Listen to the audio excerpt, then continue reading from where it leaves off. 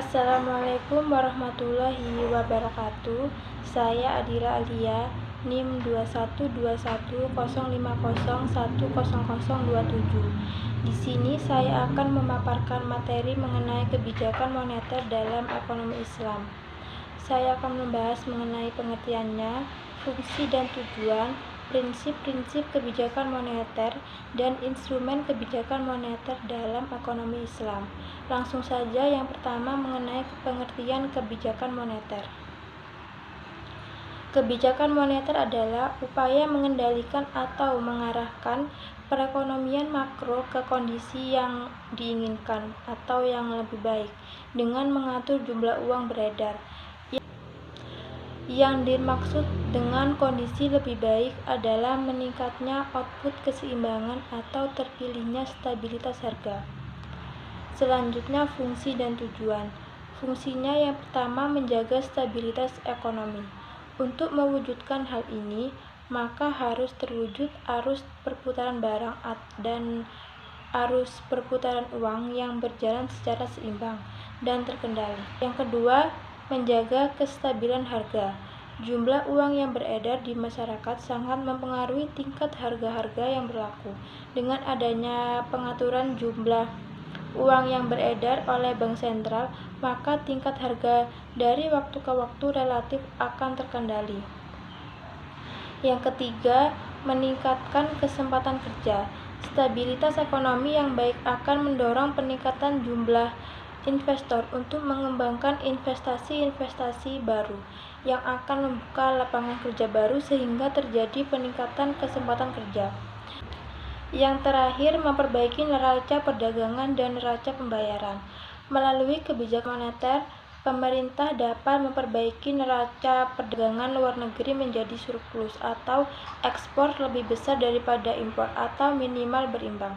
Bentuk kebijakan moneter pada permasalahan ini seperti pemerintah melakukan devaluasi atau menurunkan nilai mata uang dalam negeri terhadap mata uang asing. Lalu, tujuan kebijakan moneter. Yang pertama, menurut Iqbal dan Khan. Yang pertama, kesejahteraan ekonomi dengan kesempatan kerja penuh dan laju pertumbuhan yang optimal. Yang kedua, keadilan sosioekonomi dan distribusi pendapatan kekayaan yang merata. Yang ketiga, stabilitas nilai uang. Selanjutnya, menurut Umer Capra. Yang pertama, kelayakan ekonomi yang luas berlandaskan full employment dan tingkat pertumbuhan ekonomi yang optimum.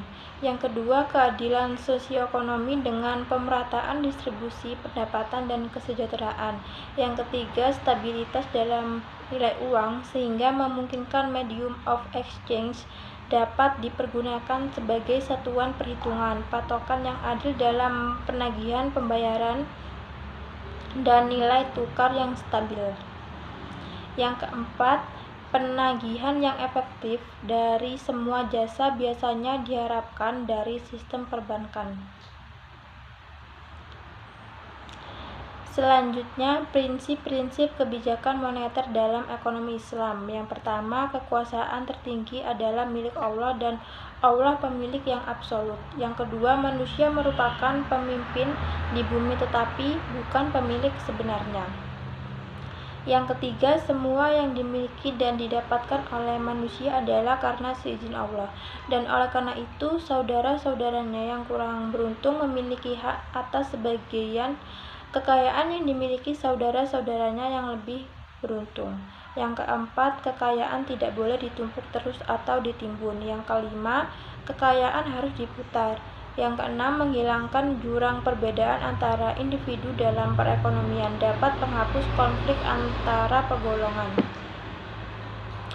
Yang terakhir, menetapkan kewajiban yang sifatnya wajib dan sukarela bagi semua individu termasuk bagi anggota masyarakat yang miskin. Yang terakhir, instrumen kebijakan moneter.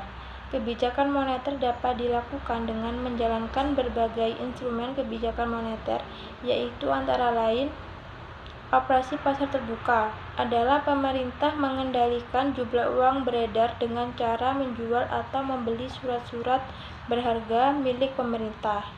Yang kedua, fasilitas diskonto adalah tingkat bunga yang ditetapkan pemerintah atas bank-bank umum yang menjamin ke bank sentral.